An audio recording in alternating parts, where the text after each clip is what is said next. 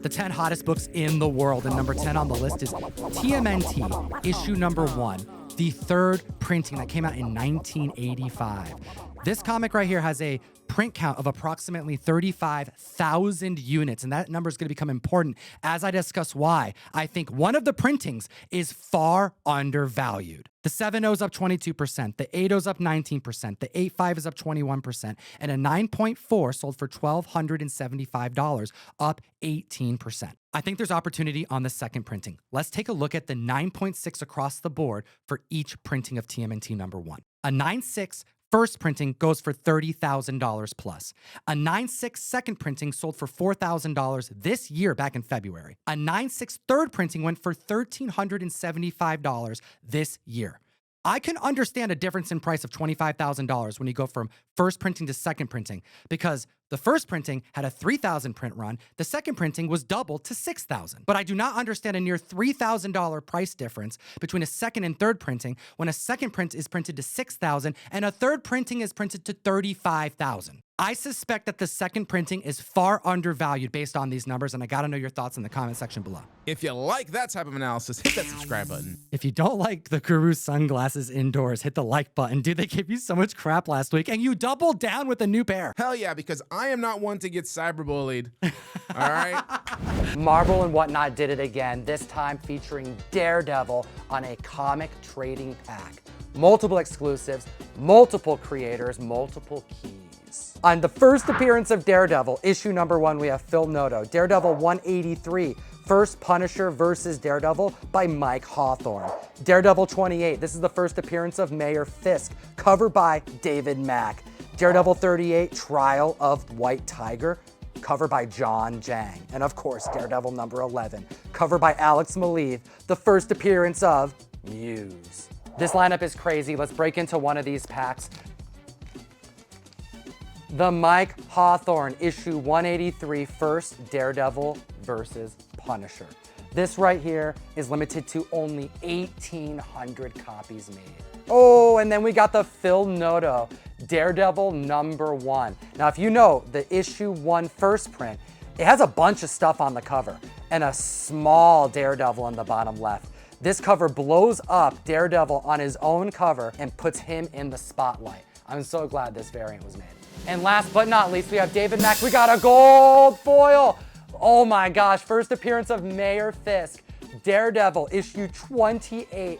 This gold foil is limited to 300. Whatnot is a live selling platform for all kinds of collectibles, from Funko Pops to Magic the Gathering, Pokemon. But my category is the comics section. That's my favorite. This Friday, the 25th, we're gonna be doing dollar start auctions that last some under 10 seconds long, and we're gonna be running these Daredevil packs. Use my link to get a free $15 credit that you can use on your very first purchase. You support the show, but you also can get your hands on some amazing Daredevil Born Again keys. Well, dude, number 9 on the list, dude, we were fooled. Number 9, Omega Man number 3. We actually had to put a correction in that last video. That is how good AI is getting.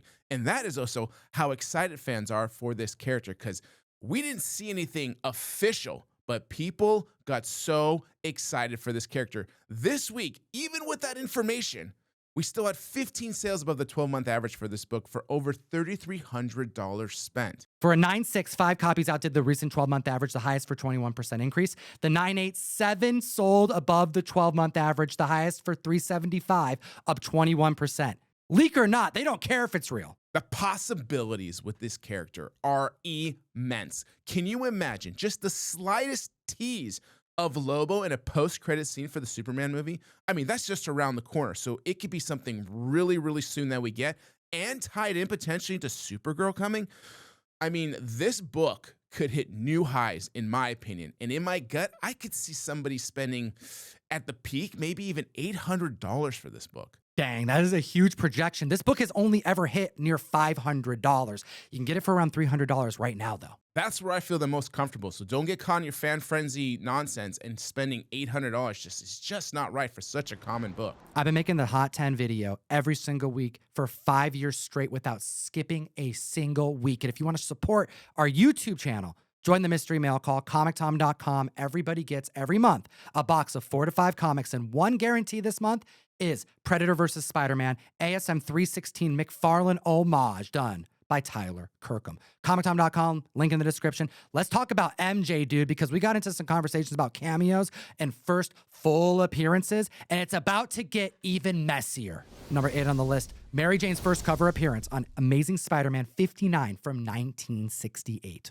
7.5 up 63%, 8.0 10%, and a 9.41 for 750. That's up 6%. This is also the very first kiss between Peter Parker and Gwen Stacy. Man, this is one of those fringe books that I did not think would ever end up on our Hot 10. It's a really cool book, and I respect the fact it's her first cover appearance. I get it. And it was kind of a slow rollout with Mary Jane. I mean, her name first appeared in ASM 15, and then we get this weird teaser of her in ASM 25, and again, a little bit of her in ASM 38. And then we get really all that she is. And it's a beautiful panel. It's a classic panel in ASM 42. But CGC writes it a little bit differently than Key Collector. And I think I agree more with Key Collector's perspective on this. CGC says Mary Jane Watson's face revealed for the first time in cameo on last page and second appearance of Rhino for this book. When you look at this, this feels like a full appearance to me. Key Collector puts issue 42 as a full appearance. CGC calls it a cameo and even goes as far to say 43 is the first appearance of Mary Jane, where Key Collector says it's the second full appearance. What do you think? I feel like number 42 has to be the first full appearance. I mean, we already had her introduced already in 2 to 3 issues by name and some type of figure. So to disregard this book and make it just another cameo is kind of ridiculous to me. This should be her first full appearance, and this is going to be my +2 book of the week. I think there's some growth here, and I think there should be some interest to this book. And it's also, like we said, a second appearance of Rhino as well, so kind of a double key. Number 7 on the list is Daredevil 131, first appearance of Bullseye from 1976. 6 different sales above the 12-month average, over $2,600 worth of money's moved, courtesy of Daredevil Born Again and the return of Bullseye. The 9.0's up 4%, 9.2 and 9.4 both up 11%, and the heights of a 9.4 reached $699 this last week. Born Again Season 2 is in development right now, being filmed. Bullseye is already slated for Season 2, but did you know that rumors are that this is going to take place 5 years after the events of Season 1 that we just saw? Imagine the character development that we just experienced with characters like Matt Murdock, Daredevil, since the Netflix days. He's basically gone full Daredevil. Same with Frank Castle. Same with Bullseye. And we're about to go 5 years into the future again. Well, I feel like we just did 7 years into the future after Netflix and then in between Disney taking the show on. So 5 years is a win if you ask me at this freaking point. But more on like, where does this fall into MCU? When you hear something like that, you start to think, we're probably not going to get any of that Spider-Man potential crossover or any other cool crossovers. It just seems even more distant from the MCU than anything else right now. Let me know what you think in the comment section down below. Do yourself a solid and download Key Collector Comics. You support the show by unlock a free 2-week subscription if you use code TOM101, the best tool that you can use on your quest to acquire the dopest comic books. I love this book. Number 6 here, Secret Wars number 8. I'll tell you why, because it comes with the Canadian price variant. Dude, you got so much crap about your sunglasses last week. You got even more shit about your assessment on Canadian price variants. It's like I was starting a trade war with another country. That's the kind of what the comment section felt.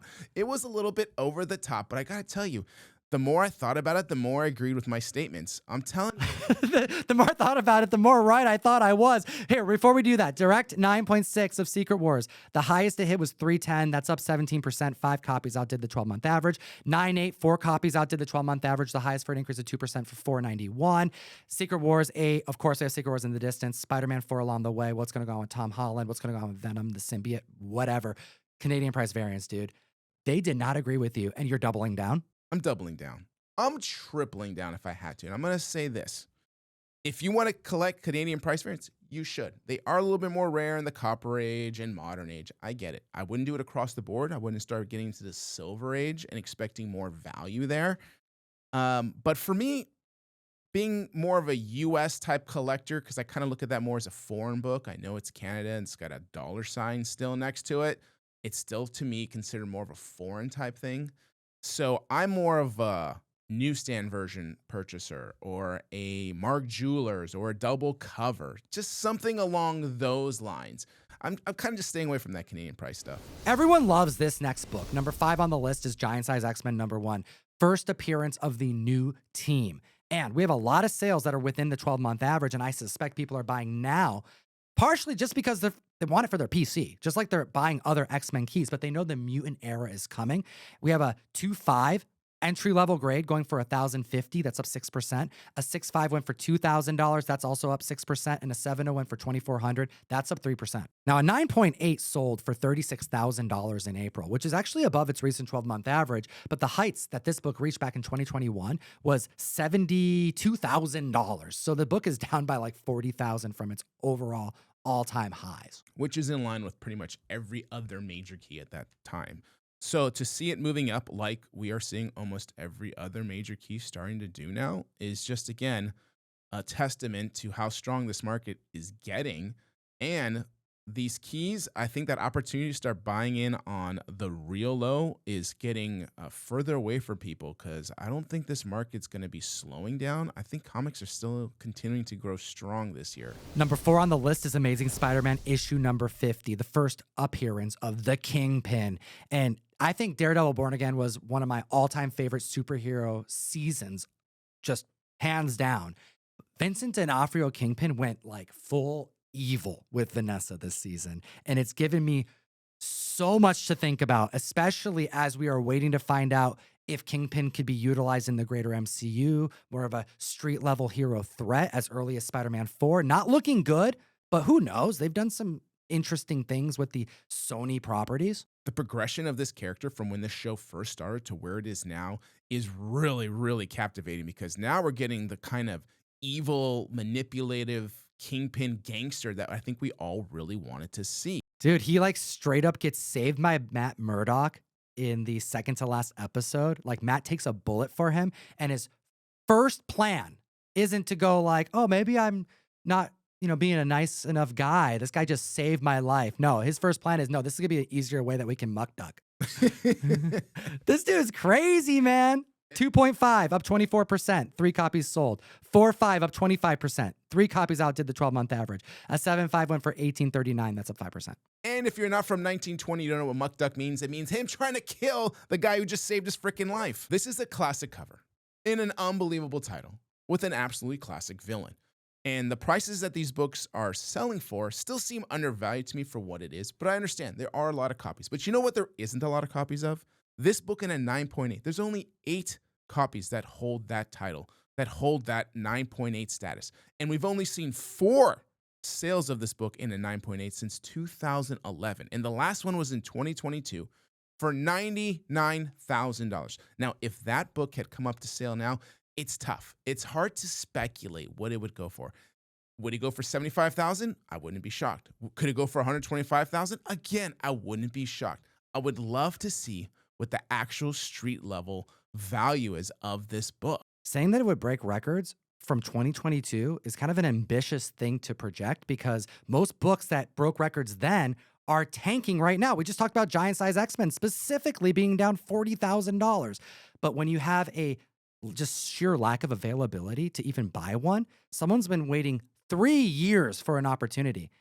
I can imagine them paying $1,000 more than record. Number 3 on the list is Amazing Spider-Man 194, the first appearance of Black Cat. As we gear up for 2026, I think a lot of attention is going to be on speculating for Spider-Man 4 and, of course, Avengers Doomsday, which supposedly is going to take place at the same time. Who they cast as Black Cat is going to cause some crazy movement that I think people are just getting in now. The 9 is up 8%, going for $361. Shout out Cletus. The 9.2 is up 29%. $500. The newsstand 9.2 up 27% for $515, and a newsy 9.8 went for $25.90. That's up 3%. Listening to you discuss this book just kind of gave me an epiphany. When I really think about it, we just have 2 major female characters in the Spider-Man mythos that are here on this list. And I can't help to wonder, will we see a first appearance of Gwen Stacy come up on one of our lists? I mean, I feel like I know I already gave my +2, but man, I'm starting to think that you got to start looking at a Gwen Stacy appearances. If you're going to have Mary Jane and Black Cat, I mean, how could you not also be entertaining the idea of picking up something with Gwen in it? I will also put my +2 here at this number because one of the cool things about Black Cat, although there are some keys, take a look at ASM 195. It's her origin issue. She's on the cover. It's her second full appearance. But I think there's way more opportunity outside of her first appearance found in exclusively modern age comics. Some of them are variants, some of them are incentives, and they're all by one creator. Do you want to guess? Mark Spears. No, I'm talking about J. Scott Campbell. But if Mark Spears did a Black Cat cover, it would go bananas. ASM 606, 607, ASM Black Cat #1 from 2010, Ultimate Spider-Man 152, Superior Spider-Man 20. That's a 1 in 50. There's your spec list. And that's more than 2. Hit the like button. And we're going to continue with our web crawler friend because #2 on the list is Amazing Spider-Man 300, which is no amazing surprise that it's on the list because it's on here 50% of the time of the year, it feels like. 9 sales above the 12-month average, over $6,000 spent. The 9.2 went up 14%, selling for $580. The 9.4, $660, up 11%.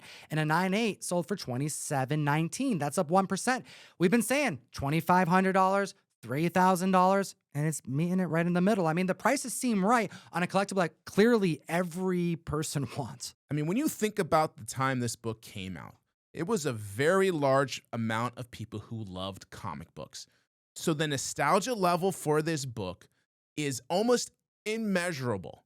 So to always see it in demand isn't a surprise. And the excitement that someone has when they hold it and have a copy is equal to that as anything else. It's an unbelievable book, and it just has so much history and love for so many people that I don't think this book will ever be something that is unwanted. Let me know if you own an ASM 300. I want to see the picture of yours, especially if you have anything kind of unique, signatures or Mark Jewelers or something. Tag me over on Instagram at ComicTom101 so I can collect the pictures and show off just how much ASM 300 means to the comic community. Hit the like. Slap the subscribe button. We make this video every single week. We need your support. It's the best way you can support the channel. #1 on the list. First appearance of the Silver Surfer Norrin Rad FF48. The Coming of Galactus. 9 sales above the 12-month average, but you know what's even more spectacular and massive about this is that a third of the total sales of the books on this list, like value-wise, came from this specific issue. Issue 48, we have a 1.8 up 2% going for $510, a 5.0 up 12% going for $1260, a 7.5 going for $3,050 up 17%, and someone grabbed a 9.0 for $7K up 2%. The book is selling for kind of like the average across the board. There's just a ton of them all at once, largely because of the trailer dropping. We see Shatilov.